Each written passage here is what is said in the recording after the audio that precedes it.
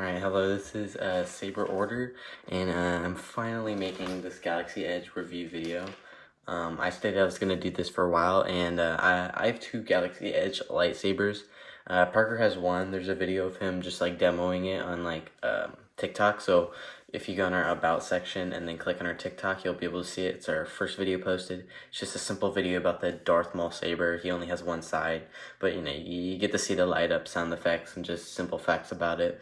But right now, or right here, I have the Darth Vader one and the Rey, Anakin, Luke. I just call it the Skywalker one. So they come in these like two crates.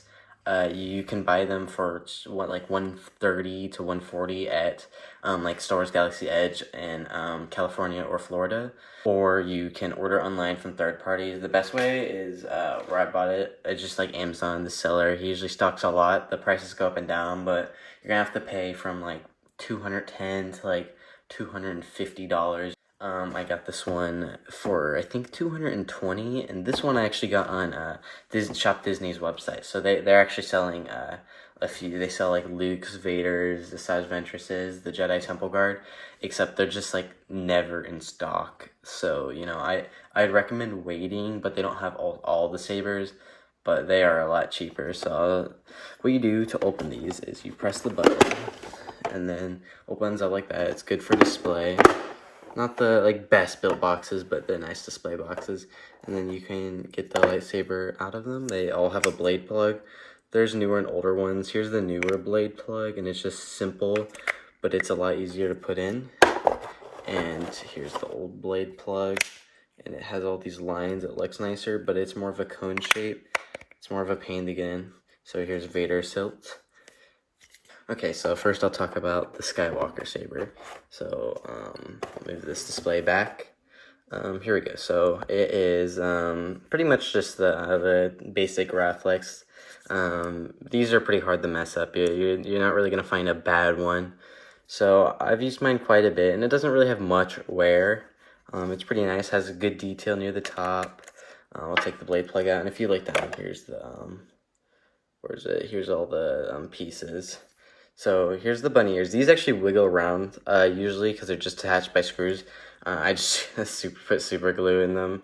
Here's the bottom. And the one thing I like how they put the screws in these. Some designs I've seen just have like the black strip. Here's the bottom with the speaker. Has a D clip. And if you buy the Galaxy's Edge connector belt clip, it's like $15 on Shop Disney, and that's usually in stock. So it's a nice looking saber. You activate it by just pushing this forward and then back. Has an accurate activation sound.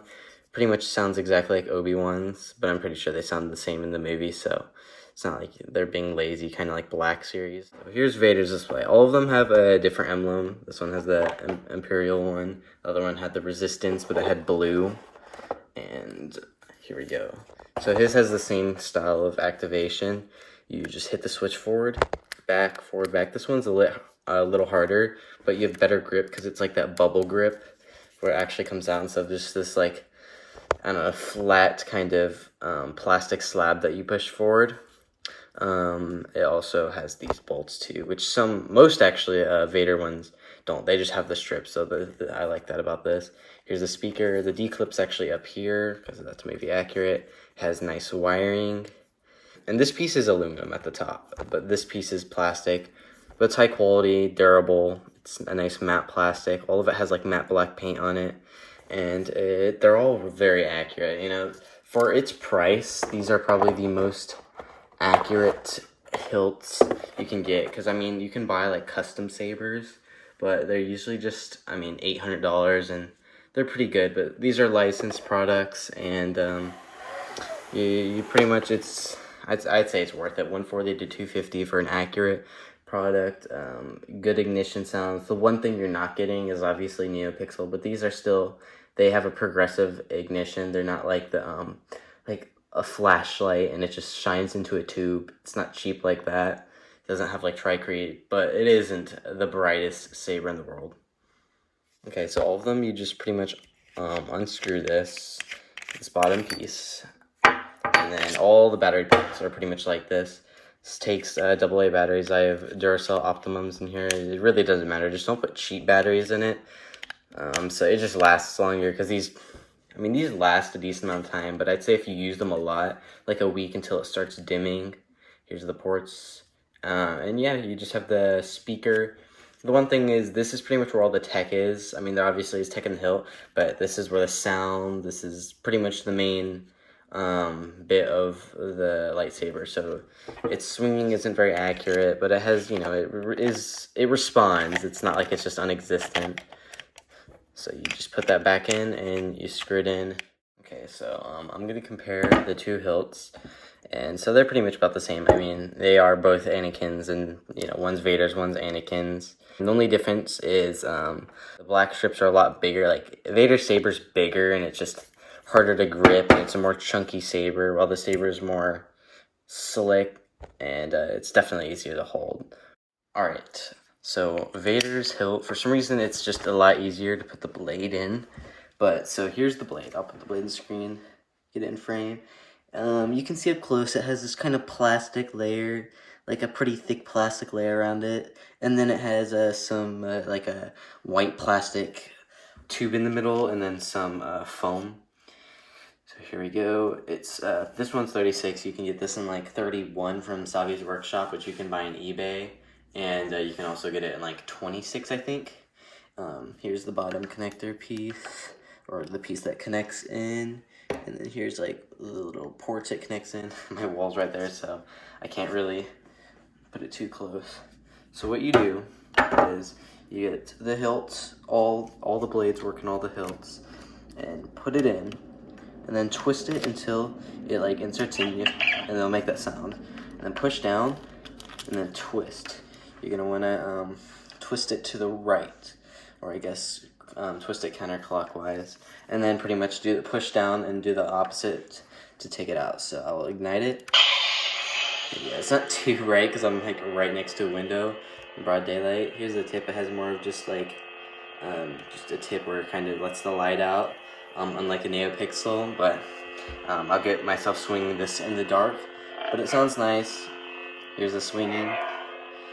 It's not too sensitive, but also I don't have much room to swing it without it going off frame. And here's it deactivating.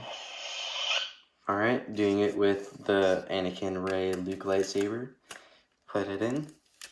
Push down. This one's a lot harder for some reason. And then we got it in. And now I'm going to push this back. And here we go. Definitely looks better in camera, but it's still like lights shining right into this thing. And reactivate. I'm gonna compare this to a neopixel blade. So here's a neopixel blade, and really side by side, you can just tell one's lighter. It's the one on the top's Galaxy's Edge. It's more shiny because it has that thick layer of plastic. This one just feels like the plastic tube. So let's ignite it.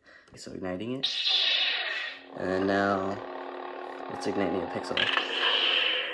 I mean, this is not the same color, but you can tell it's a lot brighter, and this is still in sunlight.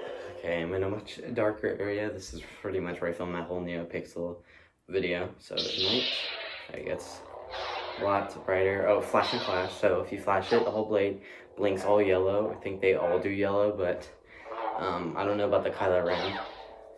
So here we go. Swing. It obviously doesn't have smooth swing. You'll get a bit of wobble, but it's definitely not very noticeable. So you can see I'll put it in slow-mo, but it does like chunks at a time instead of just a smooth like ignition or a scrolling effect. Like on Hasbro, like Force Effects Elites and on NeoPixel. So ignite again. Very bright though. In the dark, it's still a nice saber. These are durable blades.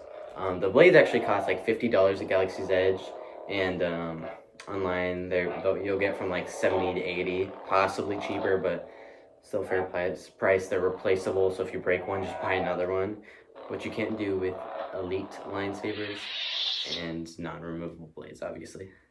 Okay, so Vader's next. Same idea, putting them in. Press down, twist, you got it in. So it sounds like Vader's, you can see. It's actually, definitely the red isn't as bright, but they're never as bright. You can hear the swinging. Not the best, but every movement will have some swing. almost every movement, but it's super delayed. Definitely 36-inch blades, not the best to do like swinging, but it's definitely good. Here's its flash. Still, have some sunlight shining from my right, but definitely it's brighter than a black series, but pretty much darker than Force FX Elite, and obviously Neopixel, which is the brightest out there.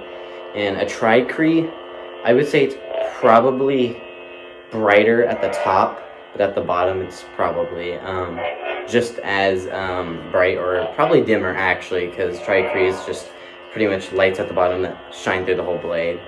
But I would definitely recommend these sabers. Let's deactivate. Okay, so I would definitely recommend these two sabers. Here's them side by side again. Very nice. They hold well in the hand. They're still a bit chunky, but the best thing you're getting out of these sabers is screen accurate. You're getting a display box. You can also buy for like $20 to $40 a stand that Legacy sells, and these are like props. If you're buying a neopixel, you're kind of getting more of a stunt saber, kind of something to play with. These have that feature, but they're also just like really nice in display, and that's they just feel super high quality, and that's the main selling point of these. They're licensed products, screen accurate, durable, quality, and they just are a nice prop, but also, you can still mess with them. So I would definitely recommend these. It costs $140 to $250. It's a big price gap, so if you buy a third party, it's going to cost you quite a bit, but it still saves you money from going to Disneyland, plane tickets, hotel, park tickets, and then going there, and then hoping they're in stock, and then buying one. So I would definitely recommend these. If you're planning on buying these, I'm going to link them in the description. If you want to see what a neopixel looks like, go to my last video, and it's pretty much a whole review on the neopixel. So if you really want like a nicer, like step-up saber that you're going to mess with, check that video out, and you'll pretty much see the advantages, and it's definitely a lot better if you plan on messing with your saber.